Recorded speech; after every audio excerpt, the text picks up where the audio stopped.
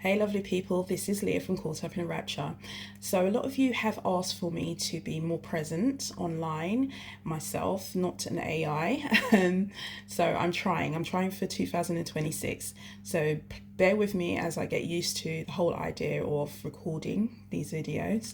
I have a few stories that people have asked me to share that I've told them before and they've just thought it's hilarious and they think that everyone else should hear them as well. And I also want to talk about things that I've heard about in the social media area, conversations that have been had, and my opinion on them. I'm not saying I'm going to be right, but it's just my 2 cents. So this is an opportunity for me to be more present and for you to be able to interact with me. So please like, subscribe, and tell others about it. Tell a friend to tell a friend. Okay. Right, so I thought I'd start off with an introduction to who am I. So, as I say, my name is Leah. I'm one half of the brand owners of Rapcha.co.uk. So Rapcha is a sexual wellness brand. We sell spicy toys as well as hold events. We run workshops. We run workshops, we do pop-up events, we also have different types of like party events. So we're planning our Galentine's event for this February coming, as well as previously we've done Hindus, we've done all different things. So we're we sell products, we talk about products, and we're here to have fun with products. That's what I can say a bit about ourselves. So as I said, I'm one half of the ownership of Rapcha. So my name is my name. So my business partner's name is Lauren, and Lauren is also my goddaughter and little cousin. She has always been someone as when we were growing up. So I became a godmother at 12. I just nominated myself and my family felt it was, yeah, you can do this. And we've grown up together. So I've been more of a big sister, and Lauren has always shared with me from a very young age. You can see that on our website, the whole story of, her asking me about chlamydia in the middle of McDonald's.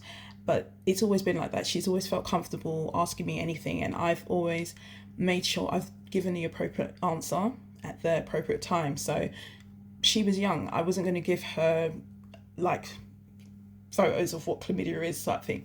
I just explained it to her as well as I could, because I didn't have the opportunity to find out what her mother may have told her. But knowing how she is, she probably didn't even go to her mother first anyway. She came straight to me. So my way of figuring things out was to ask her, where did she hear it? And it was from a TV program, so she was just curious. I think it was Emmerdale she heard it on, and she was like, oh, what is chlamydia? So I gave her a bit of a breakdown of what exactly that was. And from there, we've always just been very open with each other. So we had a relative pass away, and we were tasked with organising her homegoing ceremony and things. So for us, it was an emotional time, but we worked really well together. From there, we decided that we would love to do something together. We didn't know what we were going to do. We tried various things. Well, we explored various things, and nothing really stuck for us. In the meantime, we started talking. Well, we didn't start talking. We'd always been talking about sex and relationships, as always. And I said, oh, why don't we do a podcast? And so it was at the point in time of lockdown, so everyone was doing podcasts, of course, so we just jumped on it as well. So we just went into a studio and we were talking to each other about our experiences, and that's how we developed the podcast, which is called Caught Up in a Rapture, a play on the song by Anita Baker. And because we both love music, we always incorporated that, we talk about what gets you in the mood. What song do you like? So anyone that came on the podcast would talk about the songs that they enjoy whilst, in that moment. So that's how the podcast started. So with the podcast, it initially was just the two of us talking, which, to be honest, we hated it because it's quite cringy. It wasn't natural for us because we talk just like I'm talking right now, but it just wasn't flowing. It was just a bit like, ask each other a question, da da da da da. So I was like, okay, we need to introduce other people. So a few friends decided to come on, and when I was talking to my dad, because I have a very, very open conversation with my dad about everything. So when I was talking to my dad, he was saying to me that it would be a really good idea if you have the male perspective. Don't just have female guests on there. So I was like, okay, all right, I hear you. So our first guest was a male, and it did change the flow of conversation for us. So that's how we got started. So that was Caught Up in the Rapcha podcast, which is still available on most podcast sites like Spotify, and from there, people were coming on and saying things like, or people would come on, or people that listen to it would ask us about the product. So we were very much obsessed with Satisfier because everyone was obsessed with the rose, but we had discovered Satisfier, and they also have pulsating technology, and we were like, oh, this is great. And for us, the key thing was making sure if we were going to sell a product, we knew where that product came from. We weren't just going to grab something off the internet and be trying it, because these are sensitive parts of our body. We're not just going to grab anything. And I was very conscious of the fact that the roses were being mass produced by lots of different companies, and you couldn't tell who's who. So I wanted to find other products as well. And until I found a rose that I felt I could trust, I wasn't going to purchase a rose. So so we were using Satisfiers, and so everyone was like, oh, what's this product Satisfier you're talking about?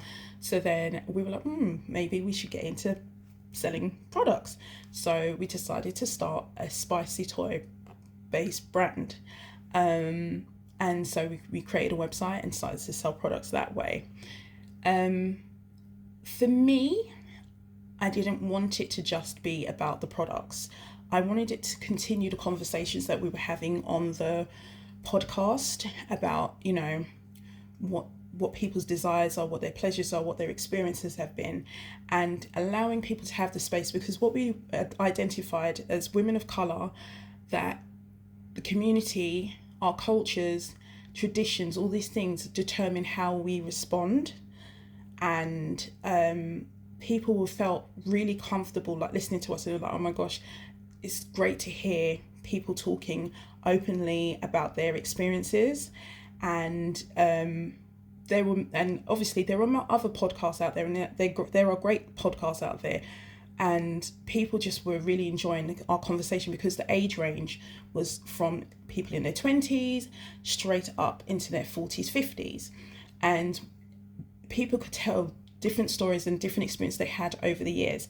So that was an opportunity for everybody to talk, and the conversations were great. You had like young guys talking to older women, and just the flow of conversations, and we had a lot of fun with it. So we wanted to continue that. And me personally, I was like, I want to create a space where women of colour feel comfortable talking about the things they desire. So at a point through the podcast, we introduced Sylvia, and Sylvia is a sex and relationship therapist, and this gave us the opportunity to look at it from a more therapeutic point of view, as well as just our general knowledge of things, and with that we decided to develop a workshop together, and this workshop was called Reclaiming Your Pleasure. And this was an opportunity for us to explore with our the attendees about their desires and pleasure, and how to define what they would like to enjoy in their futures. Because what we had recognized that we as women, we tend to do as our partners want, especially if you're in a heterosexual relationship. We're relying on partners leading, but it doesn't mean that's what we want. So it was an opportunity to talk about and explore what it is that we enjoy. and we did a lot of sensual play and different things, and it was a great time had by everyone. We even incorporated a paint party so people could paint about their pleasure, listening to their favourite songs, you know, lots of slow jams, because everyone loves slow jams. So yeah, it was just an opportunity for women to come together and just be themselves. The topics were amazing. I loved interacting with people. I love seeing, and Lauren loves interacting with people as well. Like I see her with walking around with Annie. I'll introduce Annie another day, and sharing with people. So that's where we got started, from the podcast, then onto the workshop, and then we also do like parties. We'll go to events. We do pop-up events where we sell products. We do them at all types of events. We do it discreetly and openly with all the products on the table. It depends on the events we're at. We sell these t-shirts, as you can see I'm representing. And what else do we do? Gosh. Yeah, so we do hen parties as well. So we do all different types of parties. We will sell products at pleasure parties. We've done lots of different things. We've had good experiences, bad experiences, scary experiences, but we've enjoyed it. We've always come away with a story. So yeah, that's who we are and where we started and how things have been going. What's our plans for the future? So at the moment, for 2026, we have already started planning and advertising our first event, which will be a Galentine's event, and that will be on the 14th of February, an opportunity for those of us that are not in relationships or have partners that are not into the old day of love, but you still want to enjoy yourself, to come out and have some fun. Please look at the posts and see more information about that. We're also thinking about International Women's Day event. We've done International Women's Day events before. Again, it will be another opportunity, a safe space for us as women to talk about and explore our desires. And we're also looking at different ways to work within the health and wellness side of things when it comes to sexual health and wellness as well. Things are developing. We'll still be selling spicy products on our website. I'm developing more blog posts. I started it, but boy, it's a lot. It's a lot to commit to whilst having a full-time job and a family. So I start writing things up, and then I'll go, I'll come back to it. And I don't always have time to come back to it, but I've been working on that. So watch out for that. We're going to have a newsletter updating everyone of any events that we're having. So please sign up for that. You can see that on our website. And yeah, so that's our current plans for 2026. Where do I see us in the future? I can only speak for myself. I would like to develop more within the education and wellness outreach side of things. I'd love to do some outreach work in the Caribbean, working with with the communities and spreading healthy sexual health and wellness information to the communities about contraception, as well as healthy relationships, things like that. So that's something that I would like to do. I think as a brand, I think also the events go down really well and would love to continue with them. So you guys need to come out to them, and so we'll be able to do more of them. I'm trying to think if there's anything else. And as I said, I'm trying to commit myself, trying to commit myself to doing some more one-to-one conversations. Like it's the whole thing of I try and do it, and then it's like, I'm not sure about it. I'm a bit of a perfectionist when it comes to certain things, so I'll do it 100 times before you even see the product. So I can tell you I've recorded this about 12 times already, and now I've just decided I'm just going to run with it, mistakes or not. So And that's just how I am. So I want to do more of this. So stay tuned. I have a few stories. There's a story about how I made my first spicy toy when I was about 13, 14 years old. And I shared it recently, and all my girlfriends that were there, they were like, you need to record this so that people know about this story. So I will be doing that shortly, so watch out for that. Thank you for listening to me. If you reach the end of this, you've got to like it, because why would you reach the end of it? And also subscribe, and also tell a friend, please. All right, so, stay tuned for more.